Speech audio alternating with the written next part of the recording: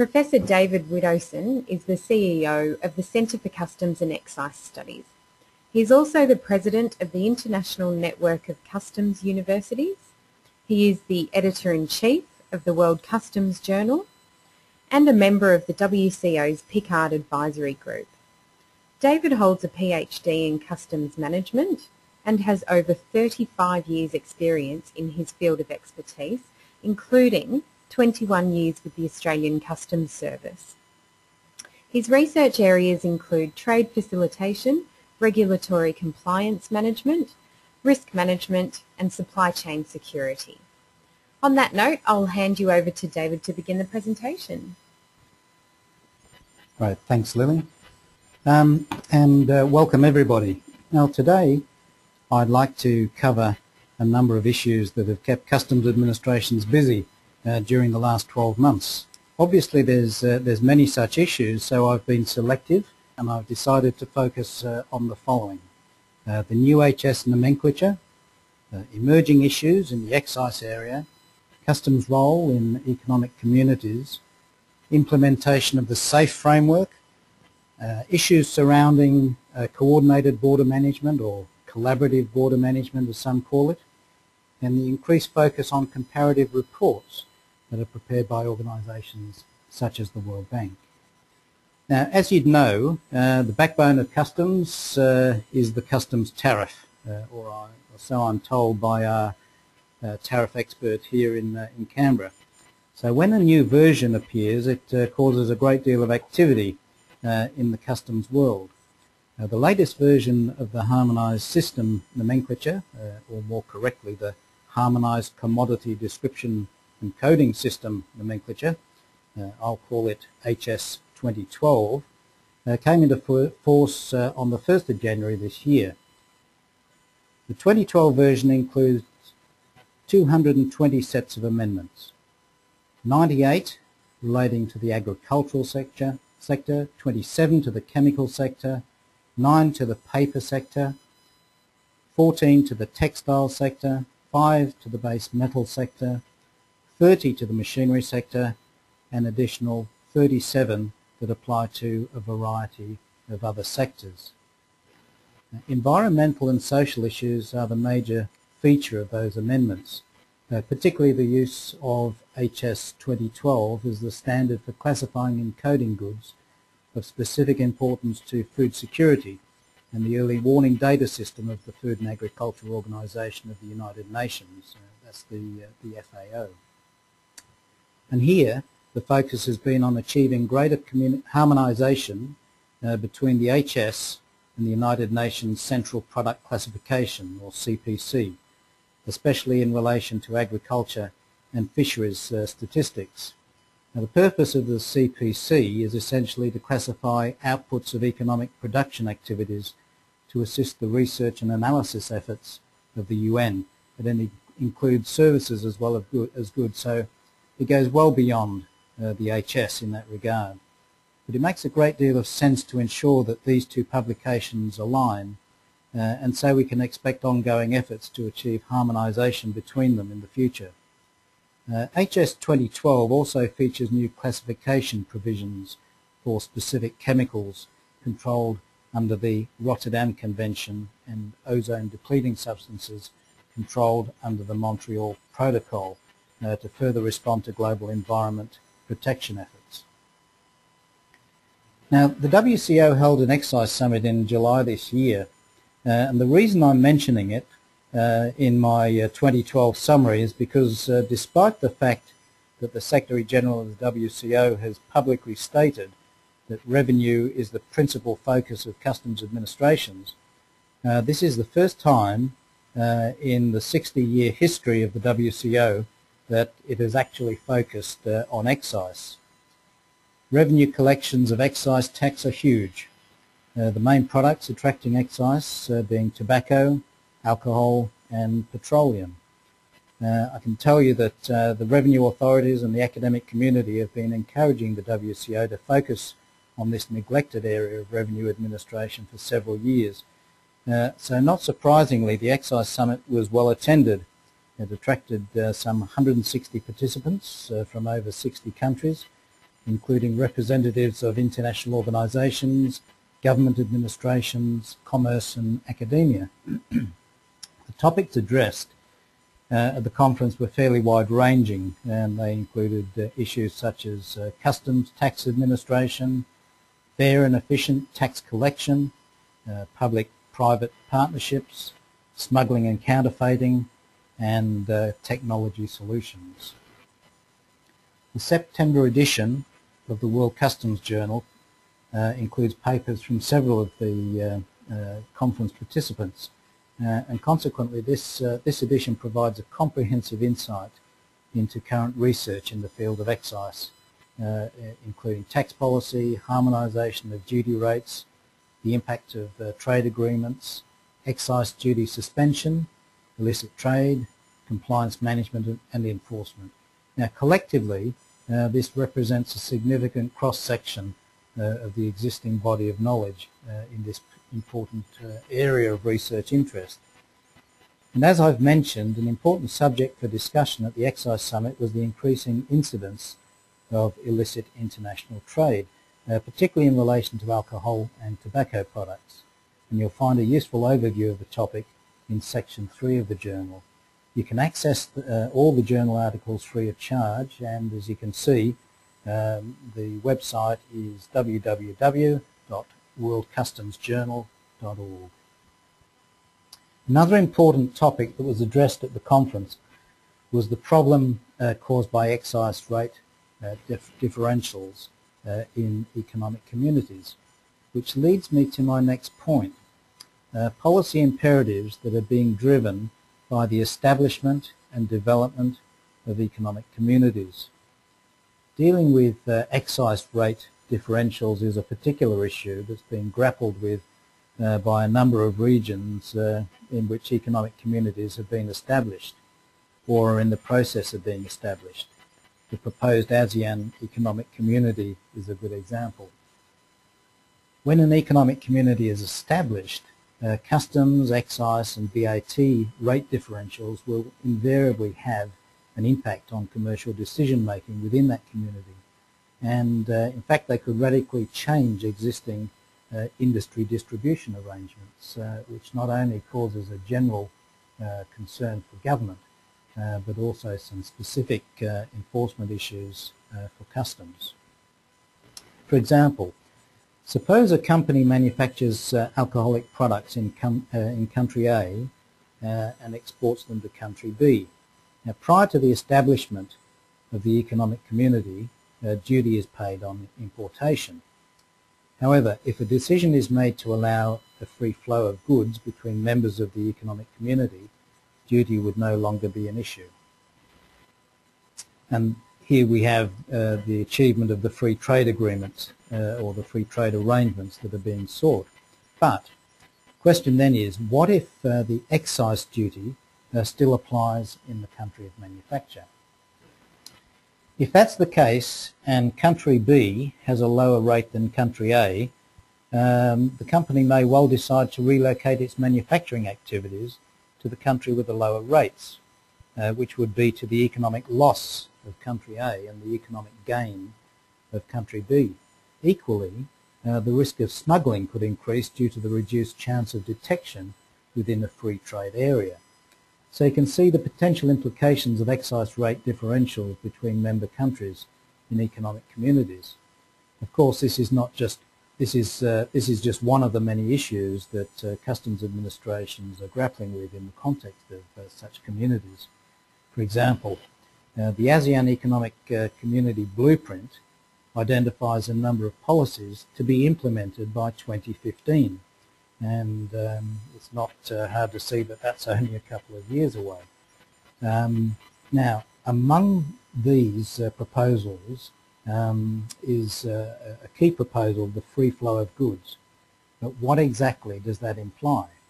For example, does it include the internal free flow of both ASEAN and non-ASEAN goods? What will be the extent of internal border controls? Will there be possible exceptions, such as excise goods, non-ASEAN goods in transit to their final destination, ASEAN goods in transit to export, goods for further manufacture, and so it goes on. Will customs, excise and VAT rates be harmonised? Will there be a common external tariff? If so, what rates will apply? At what point will revenue be assessed and or payable? At what point will revenue be collected? Will non-tariff barriers such as licensing, quotas, certificates, SPS and domestic levies also be eliminated? So you can see there's a lot of issues, and you may think that these issues have already been resolved, but they haven't. And as I said, they're looking to implement this by 2015. So if customs administrations are to determine how national and regional controls are to operate, and establish the relevant legislative and administrative infrastructure to deal with the changes, and inform the international trade and transport community how the new arrangements will operate, the policy ground rules must first be established. But frankly, I can't see much happening by 2015. So I do pity our friends in the ASEAN countries at the moment. Another issue which has received considerable attention comes from the WCO's safe framework to secure and facilitate trade.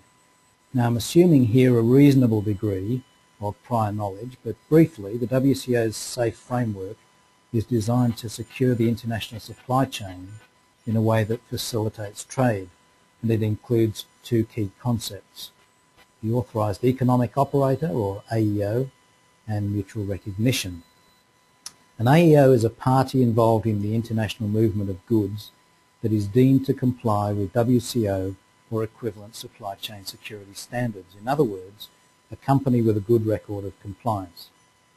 This could be an importer, an exporter, customs broker, forwarder, carrier, or any other member of the international trading community. In terms of mutual recognition, it basically works like this. If two countries have a mutual recognition agreement in place, and one of those countries has granted a company AEO status, then by virtue of the agreement, the other country will also recognise that status. As of June this year, 166 WCO members have agreed to implement the requirements of the SAFE framework, including the AEO and mutual recognition arrangements.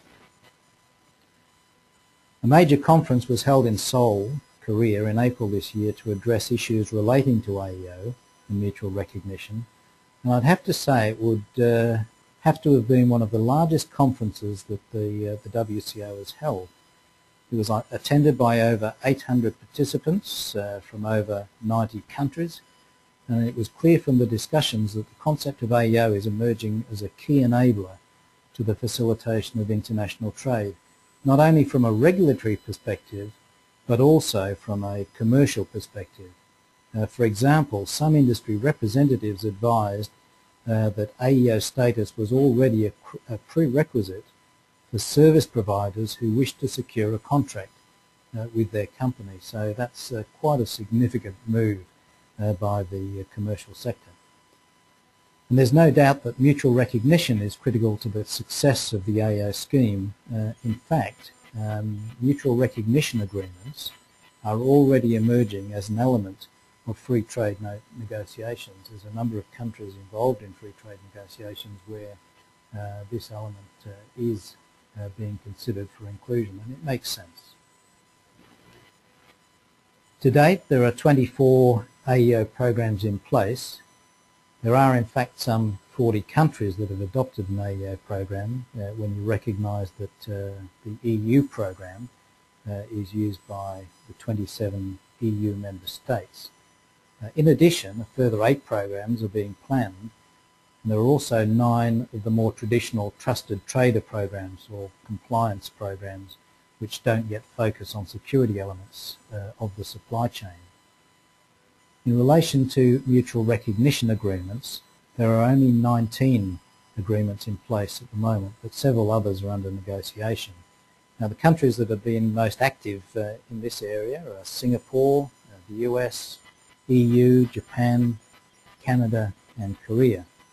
One of the problems that administrations are facing is the fact that if all countries had an AEO scheme in place, then over 11,000 mutual recognition agreements would need to be negotiated.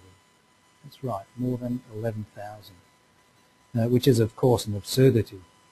The problem is that currently no multilateral mechanisms have been put in place. All mutual recognition agreements are being negotiated on a bilateral basis. One solution that's being explored is to adopt a regional approach to the agreements. For example, a harmonised AEO program could be agreed by regional trading groups such as ASEAN, SADC, the GCC, APEC, CARIC and Mercosur. There's just some examples. And they could do that in the same way that members of the EU have adopted a single model. Now, if this could be achieved, then mutual recognition agreements between regional groupings could be established, and therefore drastically reducing the number of agreements required. When the SAFE framework was first introduced, there was some confusion as to whether general compliance arrangements would be included in the AEO schemes.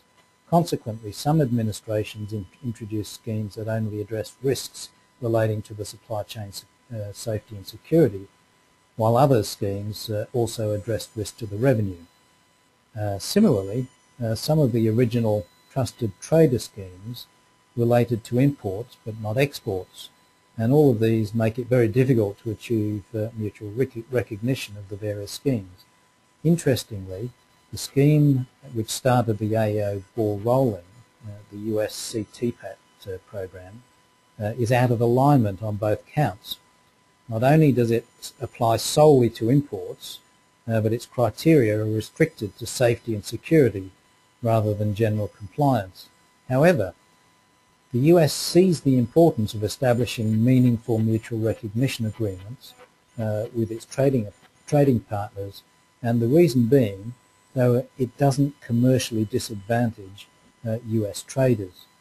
And this is a benefit that a number of countries are now realising, that they shouldn't be backing away from the mutual recognition agreements, because it could well disadvantage their own traders.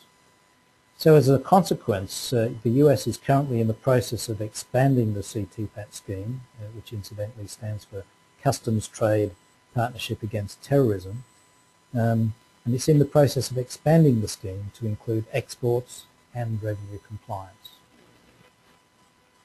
I'd also like to mention some of the issues that are being addressed by most, if not all, administrations in the context of coordinated border management, particularly at the national level. In other words, efforts that are being made, or in some cases resisted, to achieve a whole-of-government approach to regulatory management at the border.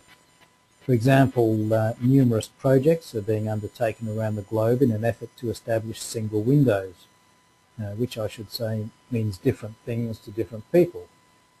Customs is usually at the forefront of such initiatives, and is dealing with a whole range of issues.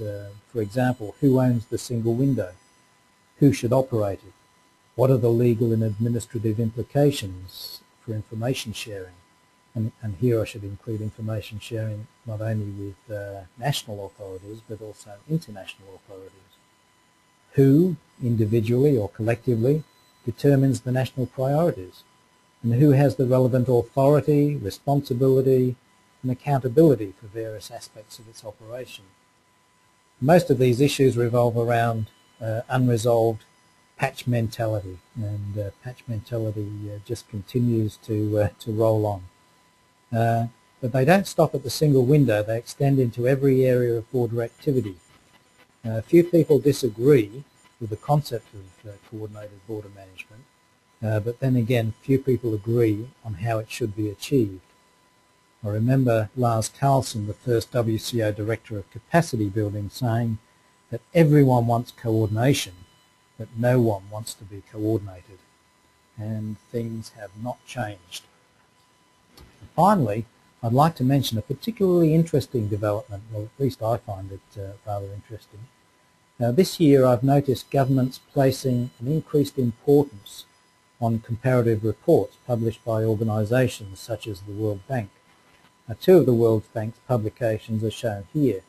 the Doing Business Report, and the Logistics Performance Index, or the LPI. The LPI, which is probably the most useful to customs, analyses the performance of countries in 6 key areas, one of which is the efficiency of customs and border management clearance. This examines the speed, simplicity and predictability of formalities by border control agencies, of course including customs. The types of things the World Bank examines to arrive at its findings include the automated processing of customs declaration, the online publication of export and import procedures and requirements, the availability of reviews and appeals, whether or not pre-arrival processing is available, and a range of other indicators. Now, interestingly, a number of Directors General have told me that they've been summoned to a meeting with their Minister, only to find that they are either being praised or chastised depending on the findings of such reports. So governments are reading these, and so they are well worth reading. As I said at the start, there are many more issues that have kept customs administrations occupied during the past 12 months. But these have emerged as some of the more significant. HS 2012, excise, customs role in economic communities, implementation of the SAFE framework, coordinated border management, and an increased focus on comparative reports. That's great. Thank you, David. I hope everyone enjoyed that. Now, I expect there will be some questions from you guys. So what I'll do is I'll be muting the microphone in just a moment, and I'll give you guys a couple of minutes to type in your questions, and we'll get back to you in a minute. Okay, a couple of questions have come through. We will start with, okay, a comment. Oh, and a question. Okay. The question is, I'm surprised to hear that customs efforts have been acknowledged as a result of the World Bank reports. Do you have any specific examples? I'll hand it over to David. Okay, thanks, Lee. Well, as a matter of fact, a couple of things I'll mention. Firstly, there is a growing emphasis on focusing on the outcome of these World Bank reports and finding out as soon as they hit the stands where the particular customs administration stands. And one of the issues for customs is looking at where their ratings are and seeing whether they can improve over future years. In fact, a couple of organisations that we've been working with have built into their strategic plans performance indicators which point to the World Bank reports, and they're very public performance indicators, so they themselves are actually pointing to these reports and saying, by 2013 we want to be in this particular position, or we want to raise 5 places in the ranking. So that's interesting. But in terms of a specific, only last week I was sitting down with one of the Directors General in the Middle East, and he'd been summoned to see his Prime Minister, and as he puts it, he went in there with sort of fear and trepidation. He didn't know what the issue was, but the Minister pointed to one of the reports and said, my people have been going through this, and they've identified that we've jumped some incredible number of points, and I think they went from 99 to 35 or something like that. And the main reason was the improvement in customs, and because of that, he got a very good pat on the back, and basically his budget was approved without any hassle. So yes, people are referring to those reports more and more, and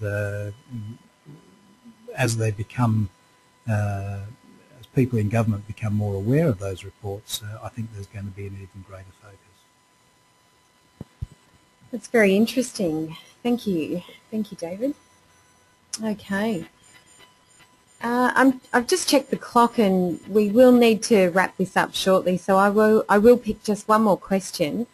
The question is, you said that no multilateral solutions are being pursued in relation to mutual recognition agreements. Isn't the WCO playing a coordinating role? Okay, thanks for that. Yes, they are in a certain sense.